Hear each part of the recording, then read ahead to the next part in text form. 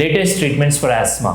ఆస్మా అనేది మన లంగ్స్ కి వచ్చే జబ్బు. ఈ పర్టికులర్ ఏరియాని ఎఫెక్ట్ చేస్తుంది ఆస్మా, ఈ ఏరియా. సో చాలా మందికి ఈ చెస్ట్ టైట్నెస్, హెవీనెస్, వీజింగ్ అలా సిమ్టమ్స్ ఉంటాయి. వీటికి ఇన్హేలర్స్ వాడుతుంటారు. Blue colour inhaler, green colour inhaler. అవి కరెక్ట్ కాదు. They are relievers. రిలీవర్స్ అనేవి అప్పటికప్పుడు మాత్రమే సిమ్టమ్ ని కంట్రోల్ చేయడానికి పనిచేస్తాయి తప్ప they are not to treat your disease. Example ఏంటి అంటే, మీకు మలేరియా ఉందనుకుందాం. మీరు పారాసిటమాల్ వాడితే ఫీవర్ తగ్గుతుంది, కానీ అండర్లైన్ మలేరియా తగ్గకపోవచ్చు, దానికి సెపరేట్ మెడిసిన్ వాడాలి. అలానే ఆస్మాలో ఆయాసం ఉంటుంది, దానివల్ల కొంచెం ఈ బ్లూ గ్రీన్ కొంత తగ్గుతుంది. ఆ ఆయాసం కి గ్రీన్ బ్లూ ఇన్హేలర్ వాడడం వల్ల కొంతవరకు తగ్గుతుంది, బట్ అండర్లైన్ ఆస్మాని ఇంత కూడా తగ్గించదు. యాక్చువల్లీ బ్యాక్గ్రౌండ్ లో కొంచెం పెంచే అవకాశం ఉంది. So using the right inhaler is very important, and using the right inhaler in the right way is extremely important. చేతిలో ఇన్హేలర్ ఉంది కానీ వాడడం రాదు, అలాంటప్పుడు ఉన్నా లేకపోయినా ఒకటే. అండ్ జేబులో ఇన్హేలర్ ఉంది కానీ వాడడానికి మనసు రావట్లేదు, చేయి రావట్లేదు, వాళ్ళకి నిజంగా వాడడం లేదు. కానీ ఇవన్నీ చేయడం వల్ల మీ జబ్బును మీరే ప్రొలాంగ్ చేసుకుంటున్నారు. దీనివల్ల ఆస్మా అడ్వాన్స్ అవుతుంది, నీడింగ్ సివియర్ ఆస్మా థెరపీస్.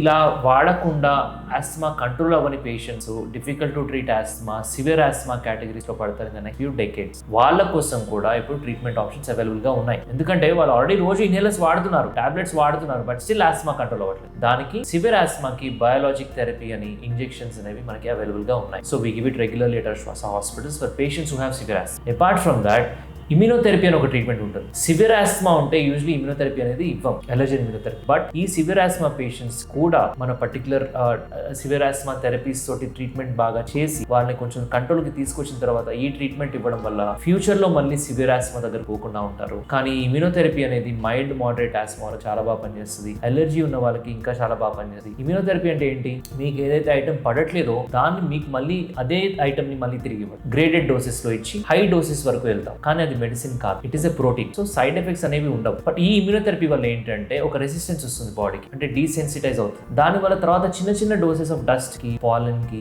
లేదా ఏదన్నా చిన్న చిన్న కాక్రోచ్ ఐటమ్స్ వాటికి ఎక్స్పోజ్ అయినా కానీ తుమ్ములు కానీ ఆయాసం కానీ రావు. సో ఇది ఒక్కటి, ఇమ్యూనోథెరపీ అనే ట్రీట్మెంట్ ఒక్కటి మాత్రమే రూట్ కాజ్ ఆఫ్ అలర్జీని ట్రీట్ చేస్తుంది. మన ఇమ్యూన్ సిస్టమ్ దగ్గరికి వెళ్ళి దానికి చెప్తుంది, అన్నెసరిగా ఓవర్ రియాక్ట్ అవుతున్నావు, అంత రియాక్ట్ అవ్వడం వల్లనే ఈ ప్రాబ్లమ్స్ వస్తున్నాయి, అంత రియాక్ట్ అవ్వకు అని చెప్పి ట్రైన్ చేస్తుంది. సో దాని యొక్క బ్యాడ్ పొటెన్షియల్ అంతా కూడా ఎగ్జాస్ట్ చేస్తుంది. అదే ఎలర్జీ ఇమ్యూనోథెరపీ అంటే. సో ఈ పర్టికులర్ ట్రీట్మెంట్స్ అన్ని కూడా ఎలర్జీ ఆస్మా పేషెంట్స్ కి అవైలబుల్ గా ఉన్నాయి. సివియర్ ఆస్మా పేషెంట్స్ కి వచ్చేసి బయోలాజిక్స్ అనే ట్రీట్మెంట్స్ అవైలబుల్ గా ఉన్నాయి. సో మీకు ఎంతకి కంట్రోల్ అయిన ఆస్మా ఉంటే ఓరల్ స్టెరాయిడ్ టాబ్లెట్స్ పైన డిపెండ్ అవ్వకండి.